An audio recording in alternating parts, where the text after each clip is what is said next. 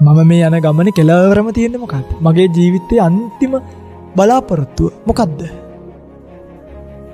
කුමක් වේ? මරණය. ඊට මෙහායි ලෙඩ වෙන්න පුළුවන්. වියකෙන්න පුළුවන්. දිරන්න පුළුවන්. කකුල් කැඩෙන්න පුළුවන්. අතපය කැඩෙන්න පුළුවන්. අක්මා බද්ධ කරන්න, වකුගඩු බද්ධ කරන්න, කැන්සර්ස් හැදෙන්න. අනාගතේ හැදෙනවා. නෑ කියලා හිතන්නේ. හැදෙන එක නම් හැදෙනවමයි. බයිපාස් කරන්න වෙනවා. මතක තියාගන්න මේ ඔපරේෂන් ටික අනිවාර්යයි ඔබට. බයිපාස් අනිවාර්යෙන් පිළිකාවක් ෂුවර් මේ යන විදිහට. අපේ තියෙන කැමරා මම අදක නෙමෙයි කියන්නේ. අපේ තියෙන කැමරාට ආවන්නේ එක්ක. කරන්න දෙයක් නෑ. කඩේ තියෙන ඒවන. සමහරකට අක්මාවෙන් කොටසක් කුණු වෙන්න වගේ පුළුවන්. ඉන පෙනහළු වලට සෙම ඔගොල්ලෝ ටිකක් කාර්යබහුල මිනිස්සුනේ. ඒ නිසා රැයට නානවා, පාන්දරට නානවනේ. ඔය නානකොට පෙනහැල්ලේ ටික ටික සෙම එකතු වෙනවා. ඕක එකතු වෙලා ඕක අක්මාවට බලපාලා අක්මාවෙන් ජර්ම් එකක් යන්න පුළුවන් ඔළුවට විස බීජ. ඔය වෙන්න පුළුවන් දෙයක්.